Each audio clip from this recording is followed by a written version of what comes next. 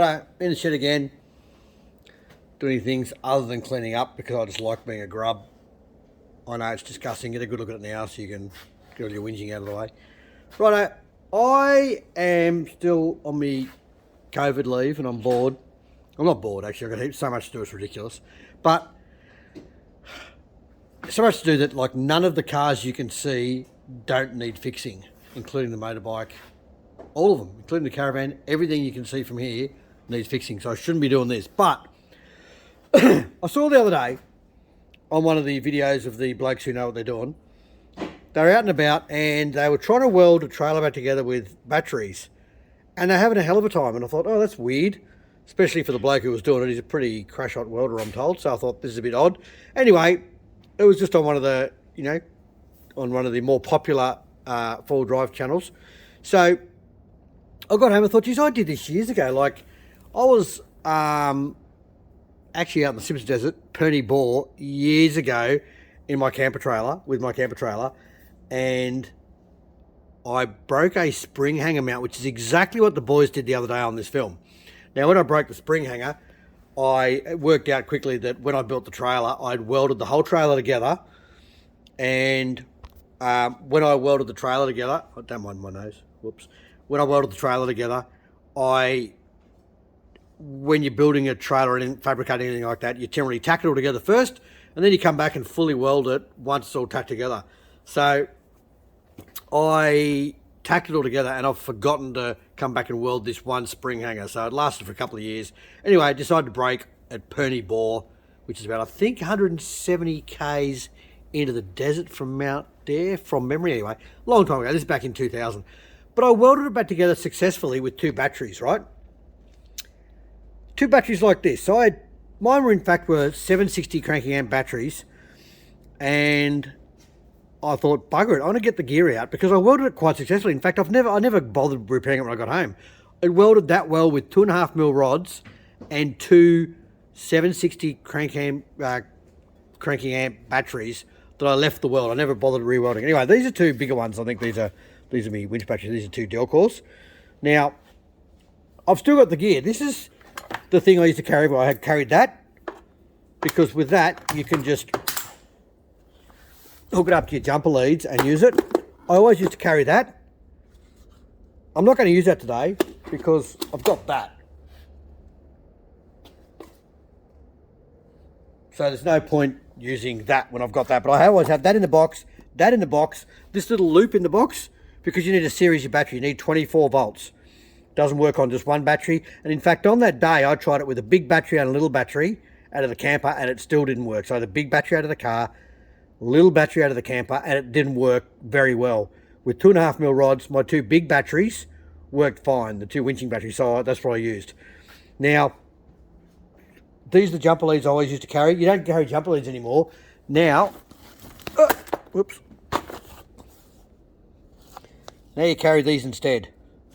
So they're not going to be any good to you, but because you have jumper leads, I use jumper leads, and these are all bolted on.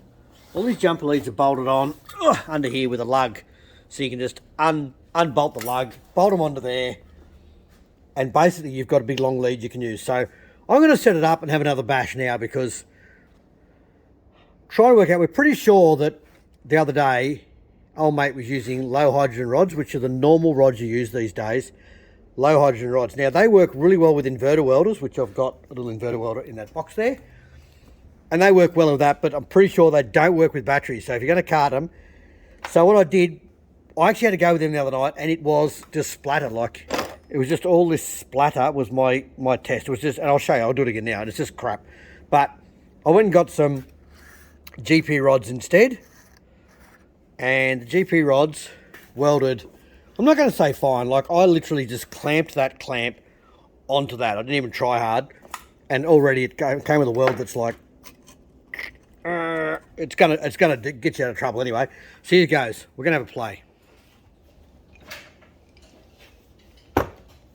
Righto. So negative to positive. Then that was the other day, so let's have to hook this up again. I'll put that on positive so I remember which one's which. Now this is just really crappy connections. I'm not even putting them on the proper I'm not even putting on proper terminals, so this is really slack. So the fact that this even works like this is a good reason to take this stuff with you. Now we want negative to the rod. That gun goes on there,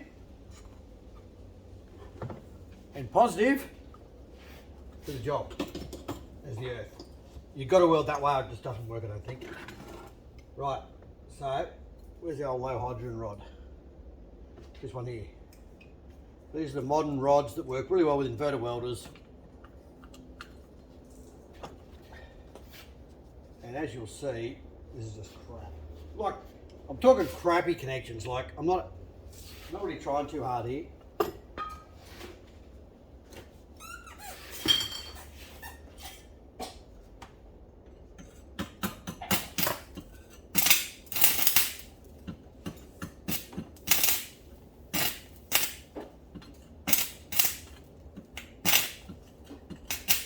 Nah, low hydrogen rods need to.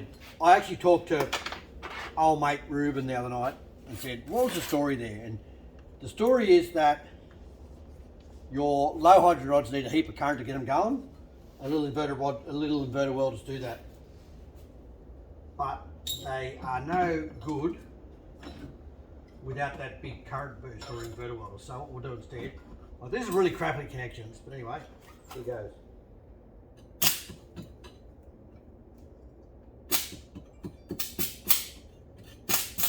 Don't make a lie of me.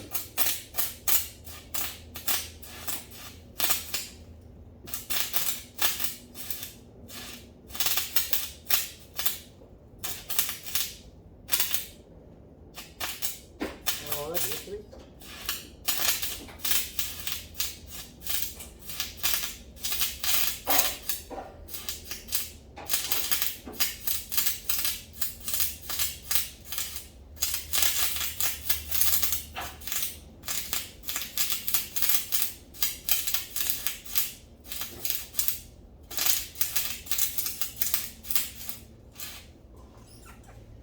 Now that might have sounded really bad, but I can see what it looks like.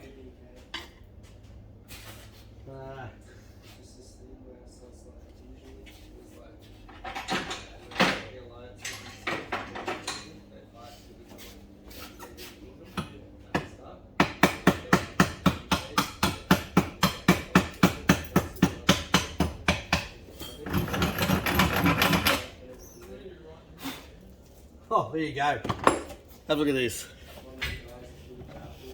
Righto. That might have sounded really bad. Like, this is with really bad connections. Not trying at all. Like, this is pretty shitty.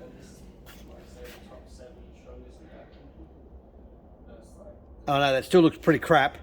But I'm telling you now, put it back in the vise. That's actually quite a strong weld. Hang on. Don't mind my rather ordinary cameraman skills here. Make sure that doesn't short out. I've got two big batteries there.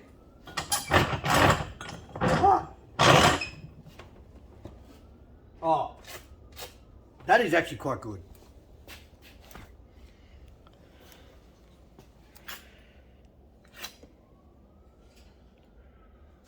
That's actually a reasonably strong weld.